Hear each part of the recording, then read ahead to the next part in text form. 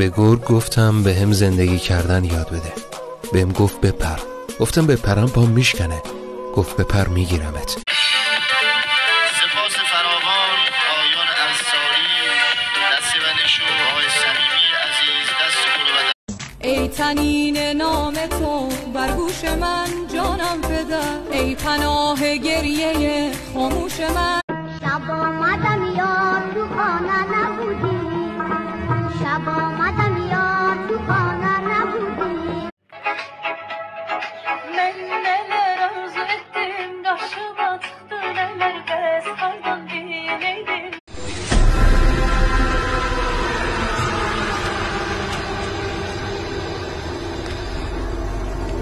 دست دشمن کشورم را عاقبت ویرانه کرد، صد هزاران مردم زحمت کشش بی خانه کرد، صد هزارانش.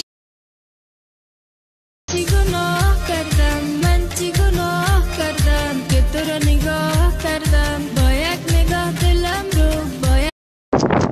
نگاه کن، این جمهوری اسلامی ایرانه که این جوانا مردم به او من نازانه افینجان. دختر مگس روش نمیشینه، پروفایل گذاشته دزد دلها.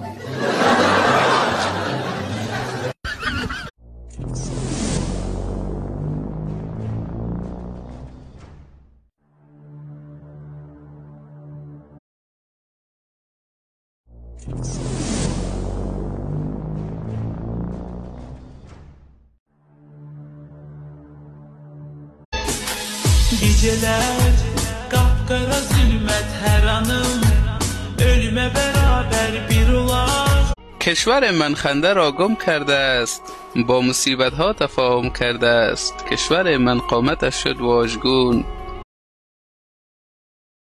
نوشتم شعر خود باش کنال یادگاری، همیشه گوشه قلبم.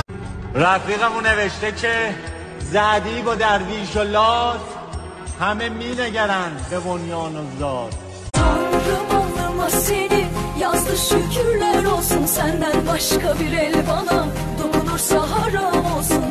استوریات قشنگه ولی من باهات گشتم، مال این حرفا نیست. میگه روزگار خر و گرگی از تو جنگل رد میشدن، یه خر به گرگ میگه کم صبر کن تا یه خورده از این علف.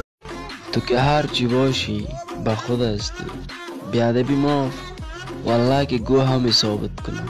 جمع که با من مشکل داری زنگ بزن، تو این حرفا نمیخوری که استوری میذاری، چه خودت چه بزرگت.